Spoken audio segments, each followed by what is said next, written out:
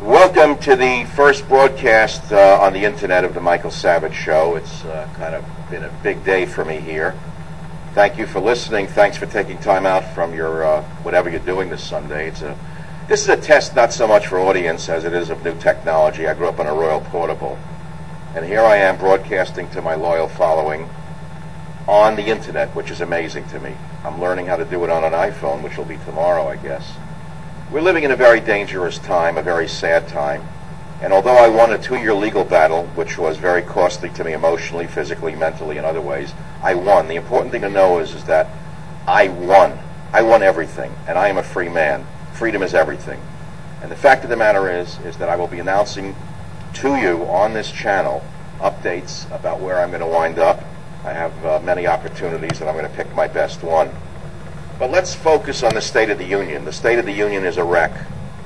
We have the most divisive, hateful president in American history sitting in the White House. He has started, in essence, a psychological race war in this country. He has pitted black against white, brown against white. He has isolated and marginalized the white male like never before in American history. There's a hate going on in the country that I've never seen in my lifetime. Now, I'm not going to start with mea culpas, and it's not because he's black. You know, think what you want to think. Do what you want to do. Say what you want to say. You know I'm right, and you know this needs to be said, whether it's to 500 people, 5 million people, 50 million people. The fact of the matter is this man has divided this country like it's never been divided before. Never have I seen anything like this. Knowingly turning man against man, race against race. He wants a new civil war just in time for the election. Don't give him one. Just vote him out of office. Throw him out, and get rid of him. Now, is Romney the answer? Of course not. Romney is the opportunity, not of a lifetime, but the opportunity of this time. And why am I saying it? Because we have no other choice. Forget third party. That's a vote for more of this divisive racism that we're seeing coming out of the Obama machine. Giving away phones, welfare cheats, leeches who are living on food stamps and welfare are getting free phones. You didn't read about that in the newspaper. Go to the Drudge Report. It's linked up there. 1 million phones were given out. Obama plans to give $450 million in cash to the Muslim Brotherhood in Egypt, and one Jew in America will still vote for Obama? I don't understand the Jewish people. They don't see what he's doing to them? No, they don't see what he's doing to them. Anyone but a goy. Anyone but a goy. I've said this to you on my show. I'll say it to you right here on the internet. I have no advertisers. I have no FCC. No one is listening except I don't know how many. I don't care how many. 450, 1,000, 10,000. What is wrong with this picture? How could any white person vote for Obama, number one, knowing he's targeting them, is the first mystery. How could any Jewish person who supports Israel vote for Obama is the second mystery. It's beyond me to understand this. I have no idea. I have no answers for these groups. The fact of the matter is, I am here with you tonight on the Savage Nation for the first time with no advertisers looking over my shoulder, no syndicator telling me what I can't say or hitting me. Do you know that I've been edited steadily for 10 years? You didn't know that. If you've listened to my show, you probably have never heard one of my shows ever. You never heard a Michael Savage show, ever. What you heard was an edited version, edited by some moron with a junior high school degree from Guadalajara, Mexico, who was sitting in the back room cutting me up and dicing me up without telling me they were doing it. Well, those days are over. Michael Savage Unleashed live on the internet. It just went up on the Drudge Report. And thank you for doing that. The fact of the matter is, why would I choose Sunday night? Why would I do a broadcast on a Sunday night? Why? Because it's time to talk to my audience. I'm not doing this for numbers, as you know it's free. I'm doing it for the freedom. I feel like a runaway slave who broke his chains and ran off the plantation. I feel like I broke the chains. And let me tell you something. Tonight is only the beginning of my first speech. Nothing is in front of me. Everything is behind me. I'm sitting here with you face to face for the first time in my radio career, because it's not the radio career. Do you understand this? Do you understand that if you're listening to this show somewhere in the world, this is the first show on the internet? I'm not going to do things for effect. You know, I heard that Charlie Sheen had 1 million viewers on Ustream the first time because they thought he'd go in his bed and, you know, do dirty things or say dirty things. I don't need to say or do dirty things to get you to listen, do I? I need to tell you the truth. Today, the truth has been so suppressed in America that it's more pornographic than the most XXX rated pornography. XXX rated pornography is boring compared to the truth. The truth is so dangerous to the government officials that they'd rather you watch pornography and dope yourself up and live on drugs. Well, let me tell you something. I don't need to revert to that level. All I need to do is tell you what I think is going on and see what happens. 43% of voters certain they'll vote for Romney, 42% certain they will vote for Obama, remaining 15% either uncommitted or open to changing mind. It's on the Drudge Report. I'm not speaking to the 43 who are going to vote for Obama. In fact, I almost opened this show with an Obama mask on. I thought I would shock you. Instead, I took an earlier picture of me, and my engineer is here in the back room. I have only one live person here, my engineer. I hope it's running. Are you listening to me? Engineer, are we broadcasting live or not? We are. Okay, so it's still running. I haven't even gotten started yet because this is new technology. I want to show you my home studio here, a little here and there picture. I don't know if the camera's any good. There it is. This is one of my home studios. Many of you have been curious. Oh my God, I shouldn't have shown you the dumbbells on the floor. It means I'm working out during the show. Yes, I am. And over here is my computer, which shows dead soldiers. Of course, more American troops are dead. There's a life ring from the HMS Sheffield. There's a whole story to that one, which I'm not going to bore you with right now. That was the British warship sunk during the Falklands War by Argentina. And I bought it in an antique store in Florida. Just little things here and there all around the house. It's only one of my many studios. You see, I lead a very humble life. See the small dining table? You know how many books I've written on that small dining table? Many. I like to work in small spaces. I'm broadcasting live, by the way. This is the first internet broadcast of the Savage Nation. And I'm not going to talk about my victory. That's already been put out by the Associated Press. Again, I want to talk only about the Savage Nation and what you have to do. I started by telling you Obama is the most divisive racist president in American history in this man's opinion. Am I alone in that? Anyone with a brain can see what he's been doing. He's using this tactic of pitting brother against brother, family against family, race against race. It's frightening to see him getting away with it. And then we have on the other side Mr. Milquetoast. Mr. Milquetoast, check pants Republican, Mitt Romney. He's a nice man. I've said that before. I have nothing negative to say about him, nor would I. There's no need to. He has no history, truthfully, other than as a middle-of-the-road governor in Massachusetts. Well, he has a family, wonderful family, which is a victory unto itself when you think about it. But the family alone is not enough when you think about that either, as well, because Obama has a wonderful family. So it's not about who's a better family man, is it?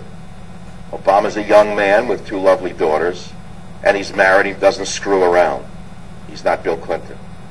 Then you have Romney on the other side. 6 children, numerous grandchildren. Beautiful family. But we're not voting for the family. We're not voting for Ann Romney. I've said this before. She's got to stop running around and taking the center stage. She's got to cut it out. She's probably competing with Michelle. Not good. So Mitt is Mr. Middle of the Road. Do we want middle of the road? Well, compared to the far-left radical communist in the White House, middle of the road is almost right-wing, especially if you consider the news media. Anyone who's not a left-wing fanatic is a conservative right-wing threat to the order out there, the social order. But you know, we're still living in the greatest country on earth where we're free to say what we want. Engineer, I hit the wrong button and something popped up. I may have turned this off. I want to tell you about a number of things in the Savage Nation today. And one of the things I want to tell you about is what you already know. Some of it you may not know. The only freedom that we have is freedom of speech, which is not free anymore on radio. Radio is not free. Radio is highly controlled, as you well know. Everyone's looking over their shoulder at advertisers, and they have to. It's a business. You see, you have to understand that. I have tread the middle line as best as I possibly can for so many years, and I've done very well with the hard-hitting edge that I have. You have to think about that. That's the New Yorker picture of me right now. Party of one. I love the caricature. It's not that complimentary. Rondi, can you come in here, please? I hit a button, and I think I lost my show. I'm not quite sure. It's hard to tell, but this screen popped up. It's sort of like, it's like early 50s television. My dog has just attacked the engineer, bit his feet. Teddy is so protective. Stop it, Teddy. Cut it out. He won't let anyone near my broadcast desk. See, there he is. He's my attack poodle. He is my... Anyone who hates me, beware. We have a 10-pound attack poodle waiting to get you. Yeah, so I feel like this is 1950, 51 television that I'm doing, which I used to love, by the way. You know, I grew up in another age. Do you know that when I first started watching television in the 50s, that props would fall over during a show? I swear to God, I used to watch a show, a Spanish-language television show in New York City in 51 that was servicing the large Puerto Rican community, and it was El Perucho show. I'll never forget it. I was a young kid, a really young kid, and we used to watch it. El Perucho show! And then we'd wait and see, you know, for dresses would fall off women, their breasts would pop out. We were waiting for that moment, by the way. You know what you little boys do. And once, I swear to God, a screen fell over. One of the prop screen, you know, like they set up a prop of a cityscape. It fell over right into the camera. I love television when it was like that, right? Well, maybe internet radio is going to be like that. Props falling over, dogs biting engineers, Savage biting his tongue. So this is a new world order for me. It's 15 minutes after the hour. You're listening to the ex-radio host, Michael Savage, who is evaluating many options and will come back either on a syndicated radio program in bigger markets at a better time and or on the internet. If I go back to radio, I'm probably going to change my time, and I'll be the punk rock alternative to the Mantovani on talk radio right now. Oh, did you hear the news that came out today? It just came out today. I'm number one. I beat Rush on the internet. I couldn't believe that came to me about 25 minutes before the show. Third quarter streaming ratings out there, which is that here, your number one topping Rush. It came to me from my good friend Joe Farah, and thank you for that, Joe. I really don't know who's listening to the show. Probably not a lot of people, but it did come up and it was beautiful. Yeah, let me tell you the news. You've got to hear the news. Michael Savage has the top TSL of all 25 streaming talk shows in the third quarter share report coming from the organization that does these tallies. And here's their headline.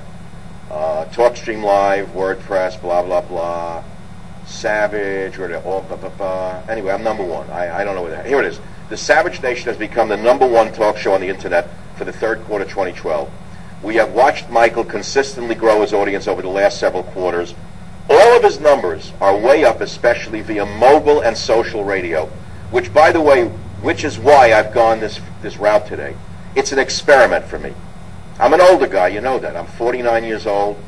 Actually, 39. I'm 39 years old, and I didn't grow up on the internet. And the fact of the matter is, I need the mobile and social radio outlets because the people are moving there. Radio's not dying, by the way. I'm still very bullish on terrestrial radio. You may say, well, it's the old media. Well, guess what? So is television, and it hasn't disappeared. It's extremely powerful. We know that newspapers have been dying off, but are they influential? You bet. They're still there, and they're very influential, and they will be for a long period of time. So will radio, but the future is no doubt on social media and on mobile phones. And so here I am. Savage Nation has become the number one talk show on the internet for third quarter 2012. Listen to this. Michael Savage share 10.9, Rush Limbaugh 9.6, etc., and so forth, and so on, right down the list. Laura Ingraham comes in at number 3. Glenn Beck comes in at number 4. The guy who sounds like Groucho Marx's grandmother getting a hysterectomy in a clinic in Puerto Rico in 1951 without anesthesia. The one who sounds like Groucho Marx, who would be nowhere were it not for the wall banger, and he probably will be nowhere very soon. In fact, there's a good opportunity for me to move my time slot on radio and beat the wall banger and drive him away from radio. So if wall banger, if you're listening to this show, understand that I'm free now. The chains have been broken. I ran off the plantation. I literally ran off the plantation, and they're going to be left with nothing because I was all they had, so far as I know. You know, years ago, a couple of years now, God, August 3rd, 2009, Party of One, the New Yorker. That's what light is on right now, a little overlit, with the gnome-like caricature of me. They said Michael Savage is a marvelous storyteller, a quirky thinker, and an incorrigible free associator. He sometimes sounds less like a political commentator, right? And then like the star of a riveting and unusually vivid one-man play. He frequently dumps callers, even sympathetic ones, after about a sentence and a half, or a fugitive character out of a Philip Roth novel he wrote. Savage seems resigned to the fact that the majority of Americans, including many of his own listeners, just don't get it, just don't get him, and never will. He is a permanent resident of the political wilderness, sending daily dispatches back to the diseased civilization that the rest of us call home. That's exactly right. Kalefa Sena wrote that in the New Yorker back in '09, Michael Savage, Party of One. And then he goes on to the rest of it. What he gives those listeners is one of the most addictive programs on radio and one of the least predictable. San Francisco is his adopted hometown. He calls it San Francisco. By the way, I saw someone ripped it off and registered the website, the .com, the other. I don't care. A nickname that may or not be affectionate, depending on the context and his mood. But he delivers his analysis and his anecdotes in a vinegary New York accent, occasionally seasoned with Yiddish. And his voice alone conveys something of the nostalgia he feels for his boyhood in the Bronx and Queens in the 40s and 50s. He is quick to anger and often provides evidence of his firm belief that political understatement is overrated. As when he mentioned in passing that President Obama was dragging us by the neck into the neo-Marxist nation of the new Venezuela. Hey, that was in '09. Was I wrong? He yields to no one in his disdain for liberals. He once wrote a book called Liberalism as a Mental Disorder. Not to mention illegal immigrants, fraudulent food stamp recipients. How do you like that? He said Judge Sotomayor is a stone-hearted racist and a narcissist. And he goes on. He said, I still can't believe that in this day and age an adult would go to a baseball game. He says, adding suggestively that baseball is very popular in communist Cuba. That is not bad. Well, this is all from the old New Yorker article, which is very, very good. So there it is. That was then. That was then. And, you know, I also talk about food, things of that nature. Shall I tell you more about my dog? No, I don't think you want to hear about that. I do support animal rights. Ooh, what a crime for a conservative. We're not supposed to. We're supposed to believe Wolf Blitzer protects elephants. We're supposed to believe that, who's the guy with the tight dungarees who got excited about the Arab youth and the tight dungarees with blackberries?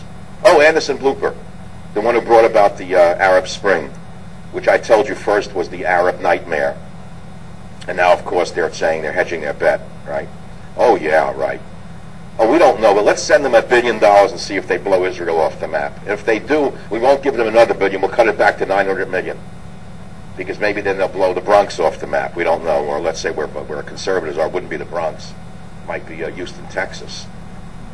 Savage abhors animal cruelty, wrote the New Yorker. Not as much as he abhors the animal rights movement. And as many listeners know, his interest in the natural world predates his identity as a firebrand. Did you know that I'm a scientist by training? Did you know that before I became a talk show host, I was the author of more than a dozen books on alternative medicine? Did you know that I was not a health nut ever, but I was a melancholy fatalist all along? All too aware that every day brings with it a new dose of poison for my beleaguered mind. Savage said then, theoretically, when I get off the air, I should go run, I should walk, I should bicycle, I should do a treadmill. But the worst thing you could do after radio when your adrenaline is super high is go for a drink and dinner. Well, guess what? I usually go for a drink immediately and then dinner. In fact, the second worst thing you could do, I wrote, is have 2 drinks. I had 2 beers. The third worst thing you could do is come right home and watch television. I came right home and watched television. I didn't sleep a minute last night. One nightmare after another, he sighed. I'll do the same thing again tonight. Which is why I say to you that fear of stress is the most dangerous thing on earth. Did you know that? The government has you so whacked out with fear of stress that you're killing yourself trying to drive stress away. You remember what Mark Twain said when they said to him, Mr. Twain, don't you ever get any exercise? And he said with a smile, I get all of my exercise walking to my more athletic friends' funerals. You gotta hand it to him. Mark Twain did not have a treadmill. He did not have a treadmill. So there is Michael Savage. I liked art in grade school, right? I like hubris in adults, incidentally. I loved art in grade school. And I can tell you more about Teddy, who enjoys the show every day. In fact, he's very protective of it. Here is my plea. I am the smallest minority in America, an individual man who aligns himself with no group, calls himself by no race, but strives always for excellence. That came from a book I wrote in 1977 called The Death of the White Male, which I distributed as a pamphlet 14 years later. Why? Because despite my PhD from the University of California at Berkeley, despite the success of my many books, I was unable to enter the academic world because I was a white male. I committed the ultimate sin. I was a white male, you see. But they did me a favor, just as, let me tell you this. See, I believe in fate, and I believe in God. I have to tell you about that before it's getting late. I didn't mean to keep you. I know there's a much more important event, a football game, I believe, right? Very important. And I know most of you are going to leave me very shortly. But the fact of the matter is, I've forgotten completely what I was talking about before I just said there's a football game. The Death of the White Male, which he distributed 14 years later. Yep, I am the ultimate minority in America. I am the ultimate minority in America. But I'm not going to complain. As I said to you, I believe in God, and I believe in fate to pick up the track. And I remember how I got into radio. It's a long story. In 1994, I sent out 450 tapes, blah, blah, blah. 5 stations said, "You're great, blah, blah, blah." Oh, I got to show you the glove. You see, this was a prop. All you're going to see of me today is the red glove. See the red glove? And that is a carving from Mesoamerica from another time. He's one of my good luck charms, I hope. So I didn't know where I would be. I mean, I was a consultant that day, and that time I wouldn't be allowed to enter the academic world, even though I had published books and gotten a great PhD because I was a white male. I didn't know that they were doing me a favor. It drove me into radio, right? So then I've had 18 years on the radio, which may or may not continue on the radio, depending on what I want to do. And now I've had to fight for 2 years to be free and break the chains that were put around me by an individual who thought that he had an auto-renewing contract, who likes to own people as though they are slaves on a plantation. Slaves, can you believe in this day and age that I'd have to spend $900,000 to free myself from slavery? So where am I now? Look at this. Oh, well, Michael, you really did yourself a favor. You freed yourself, and now you don't have a radio show. Free at last. Free at last. And I'm not charging you for this show. I may never charge you for the show. I don't know what I'm going to do. I may just do this once a week, once a month, once a day. I may get up in the morning. I may wake up in the middle of the night and tell you a dream at 4 a.m. I don't know. This is a new kick for me. And so therefore, what I'm saying to you is this. Yeah, I'm out there in the wilderness right now where I want to be. I put myself here. That's what I'm trying to tell you. Because I believe in fate and I believe in God. That's what I was trying to tell you. You hear what I'm saying to you? I didn't know if I'd have a radio career, but once I got the first station, I knew I'd be in the top 3. I told it to everyone who knew me. I said, I'll make it into the top 3. And I've been in the top 3 for a very long time. The only thing that kept me from becoming number 1, which I am now on the internet, was the distribution. I wasn't on big stations and in the right time slot. That could change. Could be changed by Wednesday for the way things are going, okay? I could be number 1 on the radio. I could beat Rush Limbaugh if I wanted. You put me in the same slot in the same stations, I beat him. Nothing wrong with Rush. It's just that Rush Limbaugh is a very good ball player, and I happen to be the Mickey Mantle of talk radio of my time, or whoever, Alex Rodriguez, whoever. I don't watch a ball game. I haven't gone to a ball game since 1951. No, I went a few years ago. So here I am.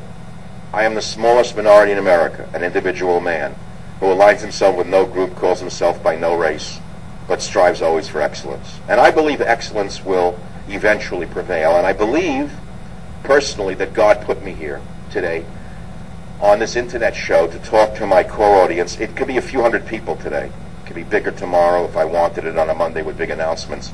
It could be 500 people. It doesn't matter to me. Do you understand? It's a test. I'm testing out a new medium. That's all I'm doing. And so, I'm not going to bid you adieu yet. I'd like to talk for a little bit longer, but I know the football game is starting shortly. Engineer, could you find out if the audience wants me to continue? Because I'm not ready to go to dinner. I'm not going to watch the ball game. We have two images up there, and so therefore I don't know if it's even running.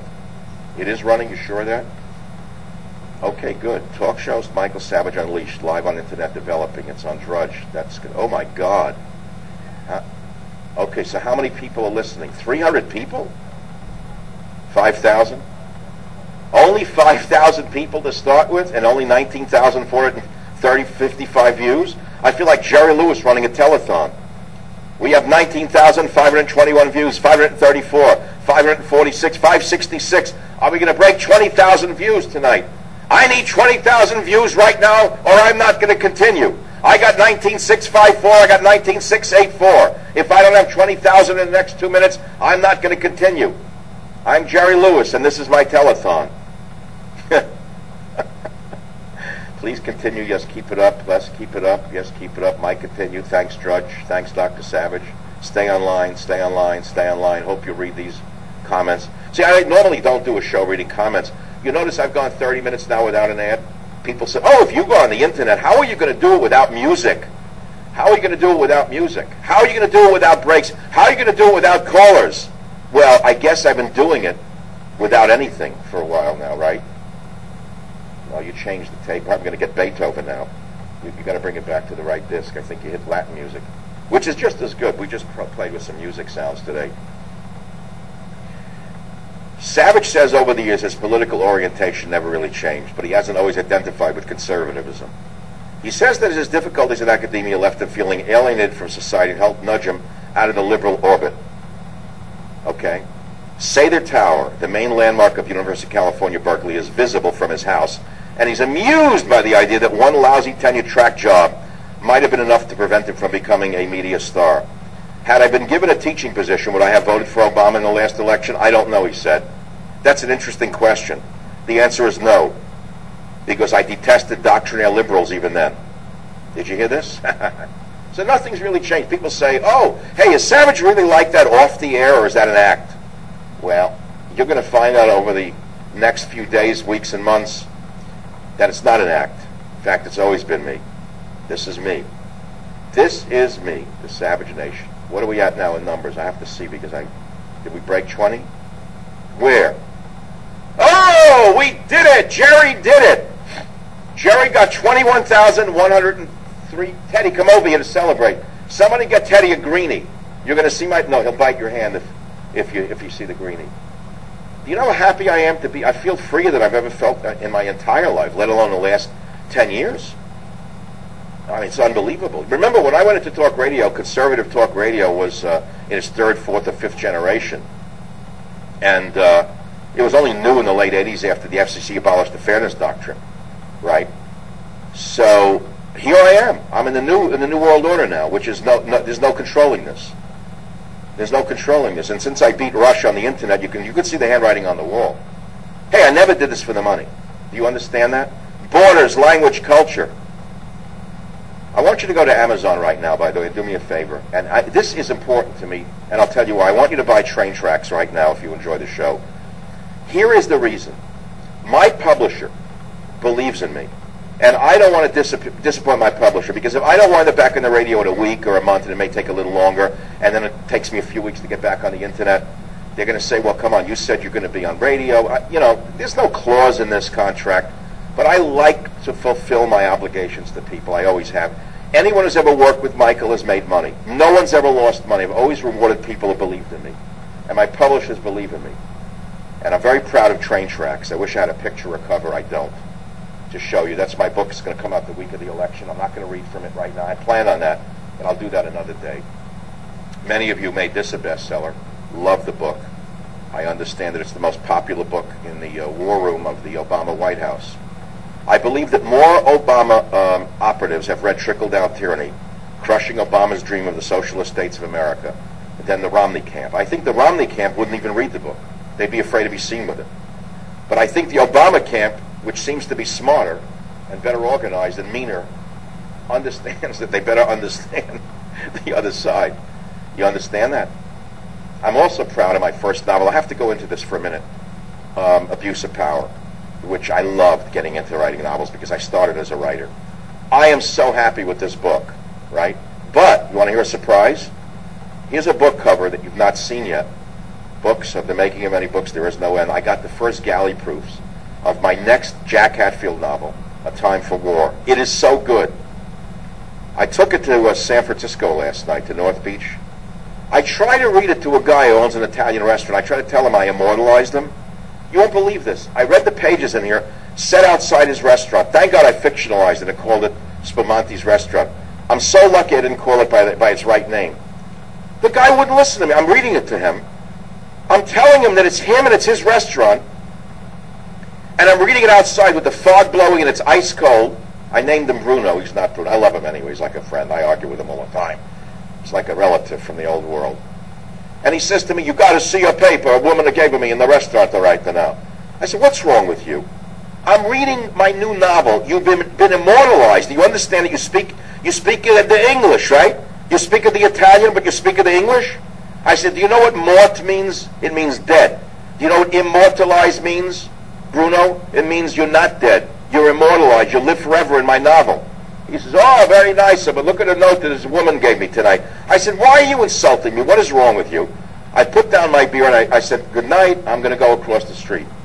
And I didn't eat there. It was jammed. God bless him. I hope he does well. Chances of me ever going in there again is zero. And I said, "You know what I'm going to do? I'm going across the street to the U.S. restaurant, which is basically a hole in the wall owned by a really nice Sicilian guy. The food is incredible." And I said, "You know what? I'll immortalize him next time. And I won't call him Bruno." That was last night. Now, here's the funny part. Here's the funny part. Here is the funny part. If that wasn't the funny part. The food was incredible. I had spaghetti and broccoli, no butter. It's fabulous, unbelievable. And then I had to take a limo home. Don't ask the whole story. I left my car at home. I went in one way. I had to go home with another. Now, here's an interesting story going home. Incidentally, since I'm broadcasting live. You want to hear the story, yes or no? Engineer, could you come in and see if they're saying yes to the story? Because I don't really want to do necessarily politics. Savage should do a show drunk, says Hiram Kadmon. Seance 6 to knock out Levin. Who's Levinsky? What do you mean, knock him? I never heard of him. Oh, Groucho Marx's grandmother getting a hysterectomy. Teddy, come here. Show the audience what you look like. Honey, come here. Don't go down there. Don't go under that. No, we need a light on Teddy. Oh, so the limo driver, you want to hear this story? You won't believe this story. It's amazing. See, I learn everywhere. Here's the thing with me. I don't need to rehearse.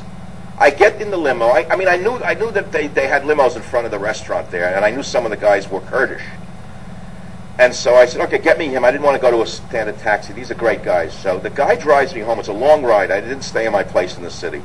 Jack Hatfield needed to go home to his quiet. Oh, you want to show them the waterfront, engineer? Open the screen first, and here, you could do the video while I'm talking. I can't have a toy car right now. Eddie, stop it. Okay, so get in the car, long ride in the dark. And I said, are you from Kurdistan, like your friend? Yes. And I said, what religion are you? Because that's the first thing you ask about a Middle Eastern. I didn't know, what would happen there. He said, well, the Kurds they're Christians and Muslims and Jewish Kurds. I said, okay, so which are you? He said, I'm a Muslim. He said, but I hate the Wahhabi sect. He said, they're the worst people that ever hit the planet. See, what I'm trying to tell you here is that most Muslims hate Al-Qaeda, they hate the Taliban, and they've suffered more at their hands than any other religion. They hate them. You don't understand what I'm saying to you. Do you think all Muslims are terrorists? You're wrong. They hate them. Look at the view I have outside my studio. That's nice. That is nice.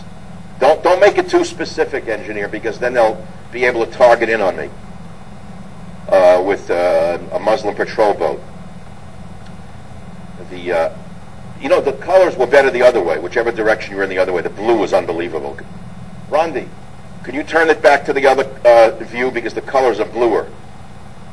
Now it's gray. It looks like the Atlantic Ocean. That is not a straw man on my deck. That is an umbrella. It looks like a straw man, doesn't it? Looks like a girl in a dress doing an Irish jig. That's amazing. It's an umbrella. It looks like a girl doing an Irish jig on my deck. That's psycho. That's whacked out.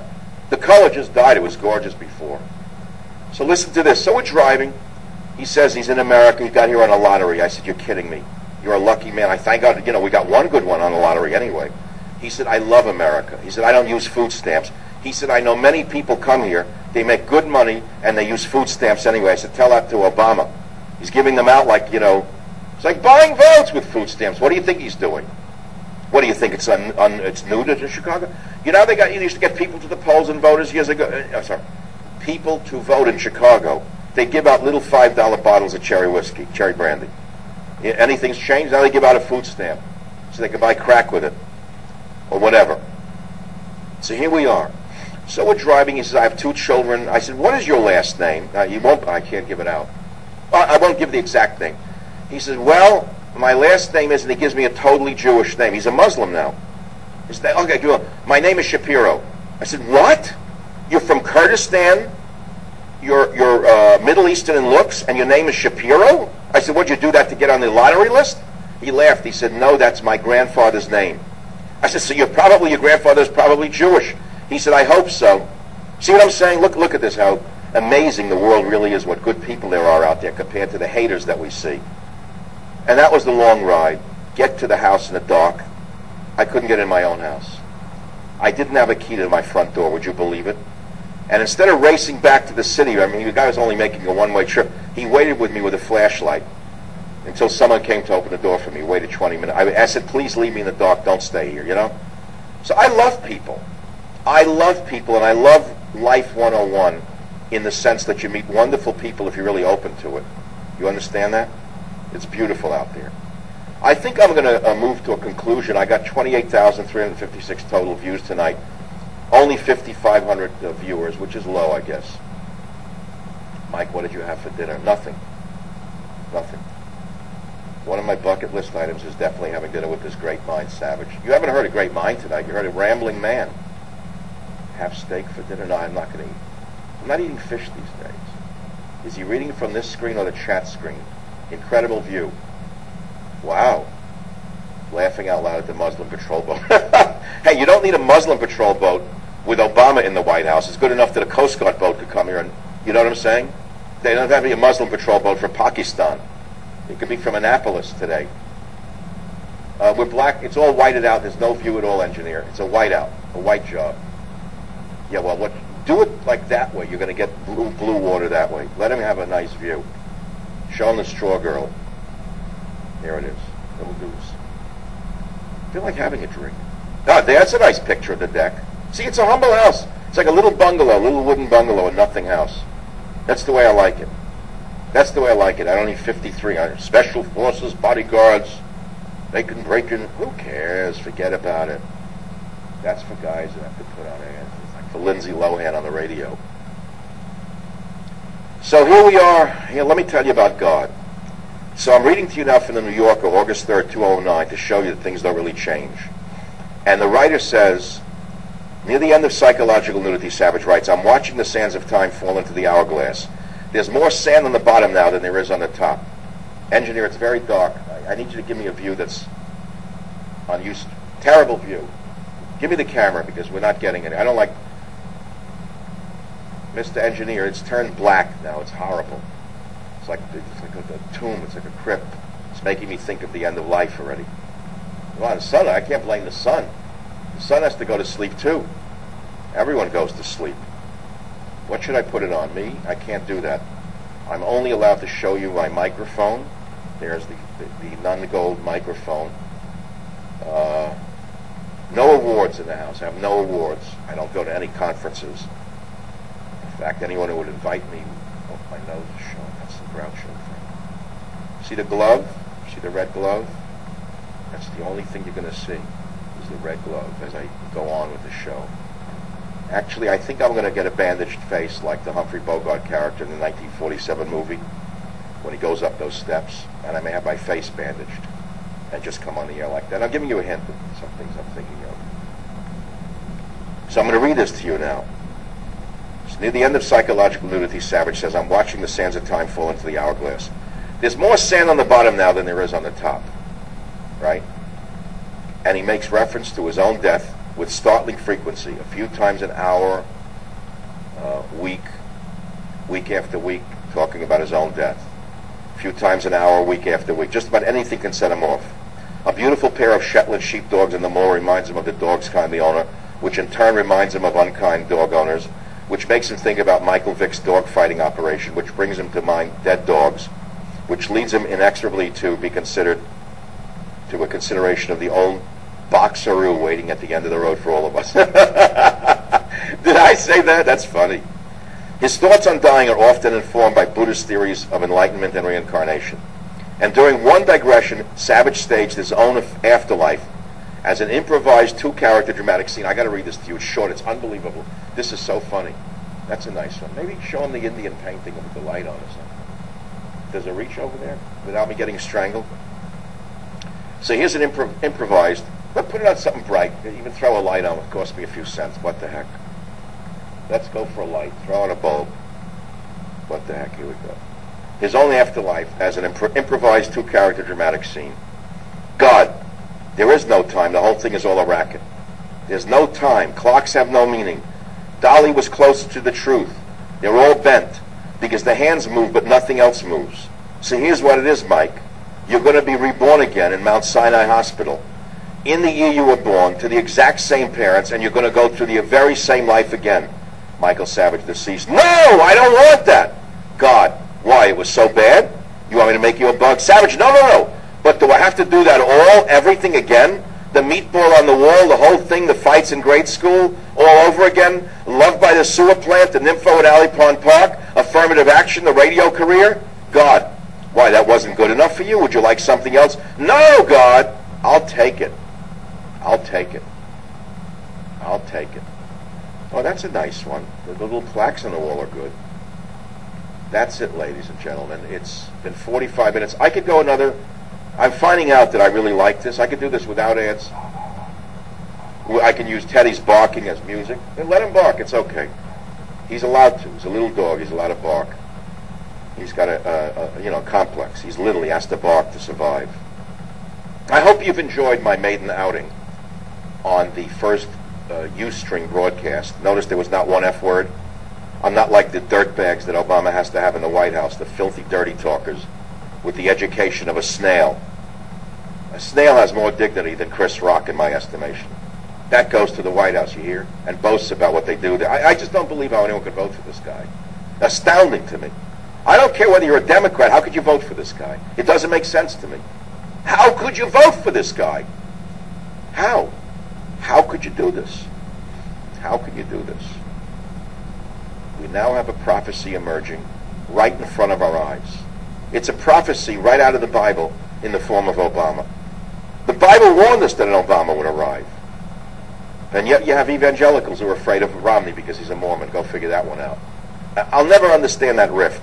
To me, that's like Protestant versus Catholic, the Lubavitch Hasidim versus the Satmar Hasidim will beat each other up. See, if you look at the outside, there's two black-coated Jewish tribes in the Hasidic world, the ultra-religious, right? What you have is the guys with the long curly sideburns, you call them curly, they're the Satmar. They don't even think Israel should exist. Then you have the Lubavitch, the other black-coated guys, they love Israel.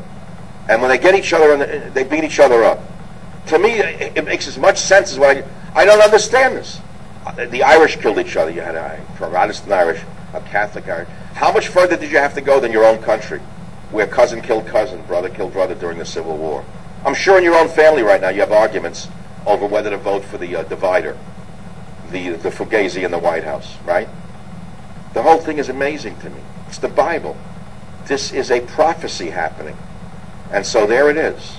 Either you're going to honor the wishes of your ancestors and not vote for this zero in the White House, or you're going to take a chance again on destroying America. And that's all I'm going to say right now.